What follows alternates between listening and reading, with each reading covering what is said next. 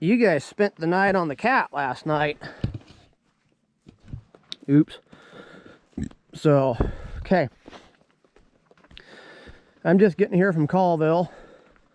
I had to run up there and grab a fuel filter for that dozer because we sucked something up yesterday.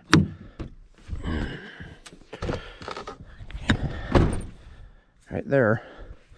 When I went up there and got those air cleaners the other day, I told myself I needed to get one, but I didn't. I had a 2005 Peterbilt long hood with a C15 in it. Ouch. I drove for a guy. It was basically my truck. I took care of it. I did everything to it, maintenanced it and all that. Anyway, it had that big cat C15 in it. And anytime we ran anything other than cat filters on that cat motor, they'd come apart. Usually within about 2,000-3,000 miles. And I noticed that it seems like on fuel systems, if you run anything other than a cat filter, you have problems pretty soon. Pretty quickly.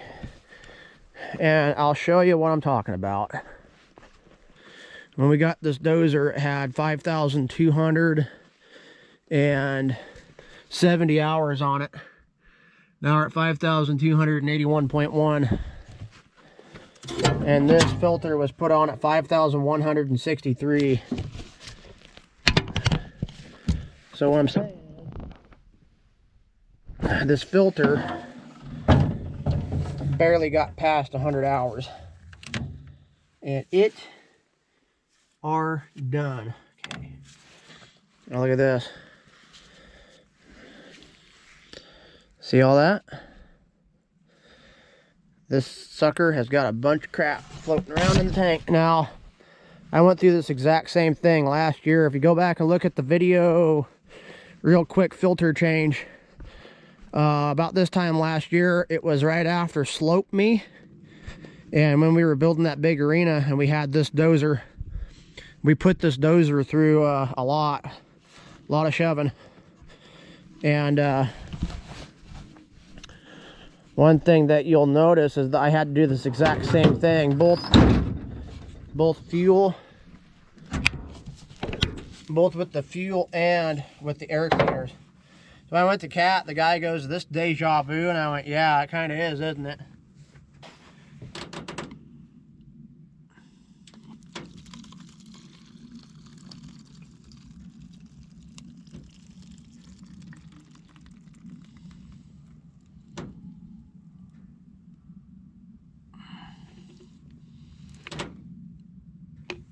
Somebody put some dirty fuel in it. That thing weighs about 2 pounds. Check that out. That's not water. That's algae. You can see the little chunks floating in it. Now, I knew better than to run that dozer in less than half of a tank. When that dozer gets down below half of a tank, I'm in a part of the tank that doesn't get used that often. Rental companies, what they will do, they'll fill these things up and they'll let them sit all winter long. And unfortunately, what that does is that will that lets them build up algae, especially if you don't have any additive in them to let them to fight the algae over the winter. So basically what this thing does, they fill it up, they let it sit for about 4 or 5 months. It does nothing. Algae grows in it. Well, weekend warriors and Sunday operators, they'll never run that thing hard enough to run a full tank out of it. So basically the whole bottom half of that frickin' tank doesn't get used. And then what happens is the algae builds up. Well, then you get a guy like me that puts, I mean, if you look at it, that thing's got 11 hours on it. We ran an entire freaking tank of fuel out of it. What happens for guys like me is I run it all the way down so that I fill it up from empty. Well, that fuel gets to sloshing back and forth around in there. and it knocks that algae loose, and then the next thing you know, it's in your system. Water doesn't turn that color. Water is more of a white. That yellow, that's diesel algae. And when that light kicked on yesterday, I knew exactly what the problem was, and draining it out wouldn't have done crap. It wouldn't have done anything at all.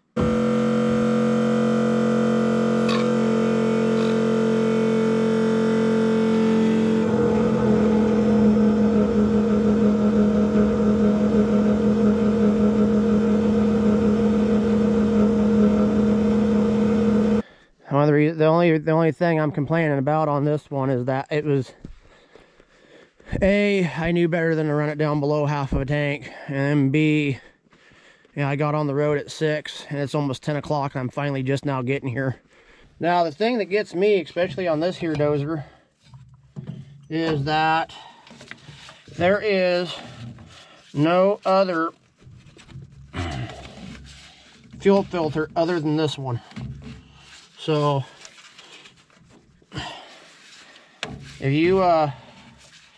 if I were just to try to run this, if I would have just tried to run this, what I probably would have ended up happening is I probably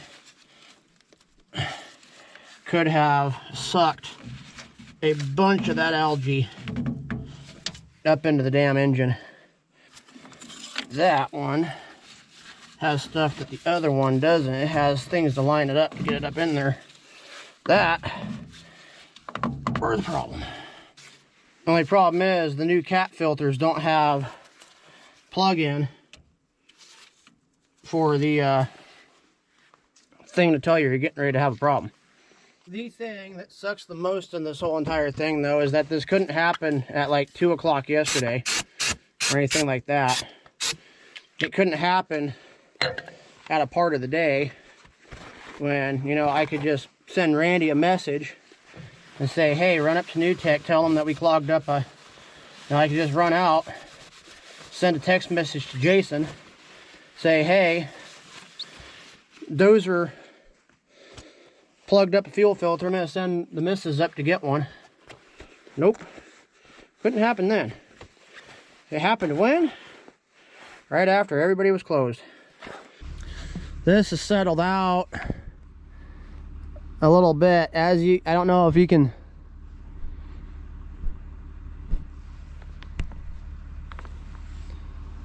I don't know how well you can see those floaties in there. That little indicator on there, when that light pops on, you're in trouble. Just draining it out and trying to start over is not going to work. You're plugged at that point. Now this dozer is a Japanese dozer, and it's really weird. I was doing some research on the D5G last night, and in that generation they were building them in the US, Japan, and Belgium, I believe. If you got a US dozer, there'd be a fuel water separator right there where it was at, but then there'd be another screw-on filter on the engine. So you'd have a primary and a secondary type setup. The Japanese dozers don't have that. They strictly just have that one fuel filter back there. It's a fuel water separator, and that's the only thing grabbing stuff before it goes off into the motor.